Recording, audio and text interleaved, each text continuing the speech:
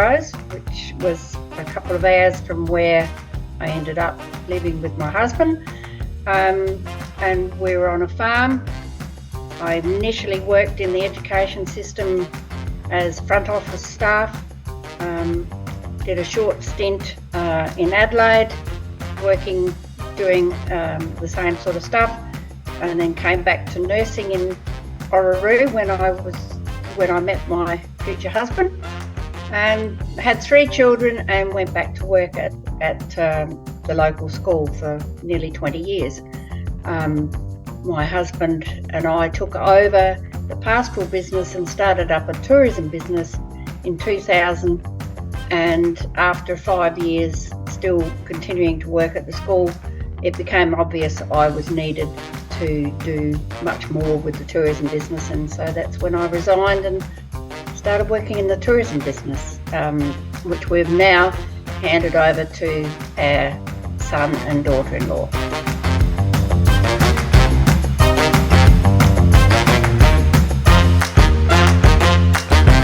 When I did resign from the school, intending to work in the tourism business, I found that my body was so used to going to work that it didn't want to stop. And I found it difficult to get out of bed. So I was having a down period, but my daughter, who lives in Sydney, said, "Mum, take all the time you need. You've just finished building a house," which we did for our parents and parents-in-law. And she just gave me permission to, feel down. And so that was it. I was fine after that. And that's when we got professional advice, really, to begin the business. And we started listening to what other people were doing. We joined different tourism groups, and you learn from each other. And we found that a good way to move forward.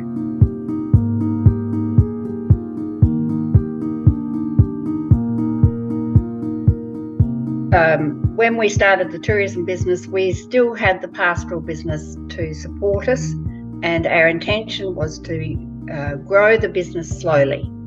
We didn't think we had enough expertise to start at the top, and we had heard of businesses that tried to start on a high end and ended up falling flat. So we thought if we started slowly, we could learn as we grew, and that was certainly the case. So for the first 20 years that Warren and I ran the business, we started completely from scratch and ended up with a good business that we could hand over to our son and daughter-in-law that would just about support them. And with the pastoral business as well, they would have an income for them and their family.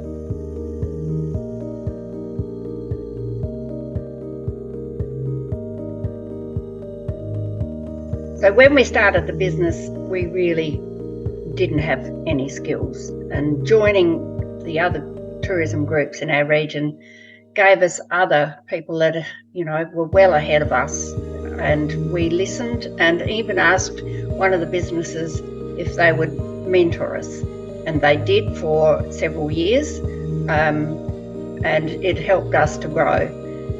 We also did any courses that came available, and yes, just sought advice wherever we could, so that we knew, we were making the right decisions.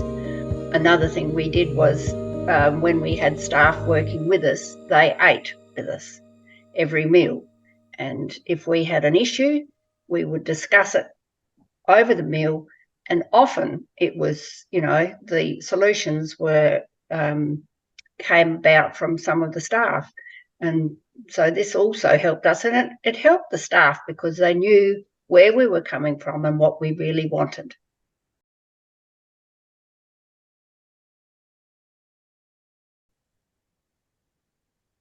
Warren and I needed help, mostly in the form of labour.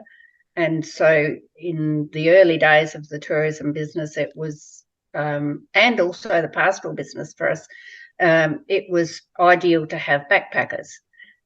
Some of them were trying to get their 88 days so that they could stay another year in Australia, and it suited them perfectly.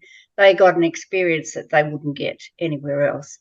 So that's where we ate with them, and they became part of the family, to the point that we have visited some of them overseas and spent time with them. We were invited to a wedding of one couple, and are still communicating with some of them. It has changed now with Charlie and Kylie taking over the business, because they need more permanent staff, and they are employing people from within the state. But, you know, you can't conduct a good business without good relationships with your staff. And they need to understand how you want things done. Otherwise, you won't get the results you're looking for.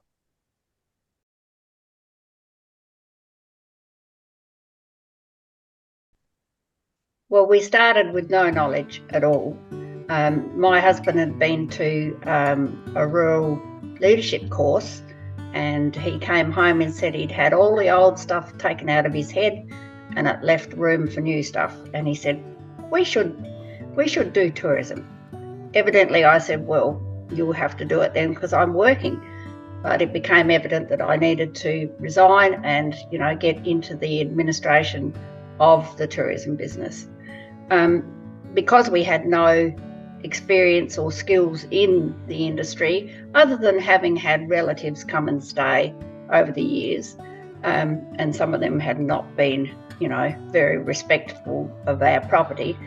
They were the only skills that we did have. So we had to grow slowly, listen to others, and, you know, if there was an issue, work through it and improve. And we did learn a lot doing that.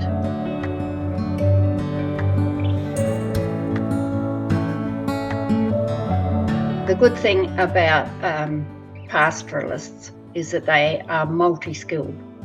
They can build, they can create roads. There's not much that a pastoralist can't do. They can fix vehicles. They know a lot about the vehicles on the roads. And one of the major issues that we have had in the past was the condition of the 50 kilometres of unsealed road from Orroroo to Bendelby. Mostly the council could not get to the road if there was an issue in time. So by in time, I mean if there was a rain, it would probably be a couple of weeks before the council could get there to do anything, whereas it would have been ideal if it could have been done much earlier. So our son solved this problem.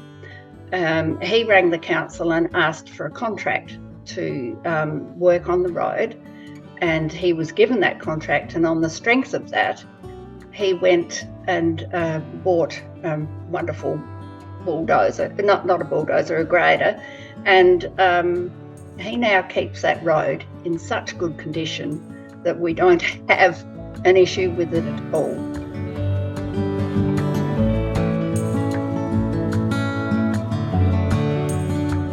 When we first joined some of the tourism groups, there were people or businesses that had accreditation, and it became obvious that we needed to do at least the basic accreditation. So we started on that, and originally we used a year 12 student who was very bright, and she helped get the first lot of accreditation running. Then when we were looking at entering the tourism awards, we needed to do more accreditation, and in the end we did advanced eco accreditation, which is a really high standard of accreditation. It took me a couple of years of thinking about it and filling it in before I actually finally submitted it, but it has meant that we've, you know, it proves that we know what we're doing and why we're doing it, and we're doing it, you know, to be sustainable with the environment, not damaging, even though we do have a tourism business that potentially could.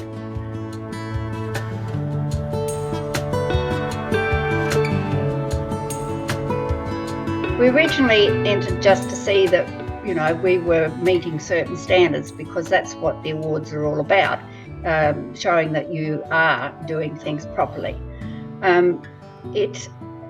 Winning an award just showed, particularly government, that you were a serious business and that you needed to be taken notice of. Over the years now, we've entered a number of awards, been successful in the state and more recently nationally, and I'm sure that the government doesn't ignore us anymore.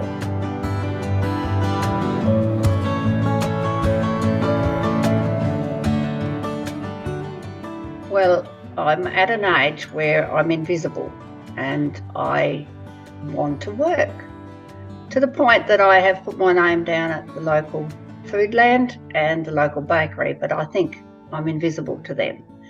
So I have, with my daughter's permission again, decided to be a tourism consultant, and I'm in the process of starting up that business now.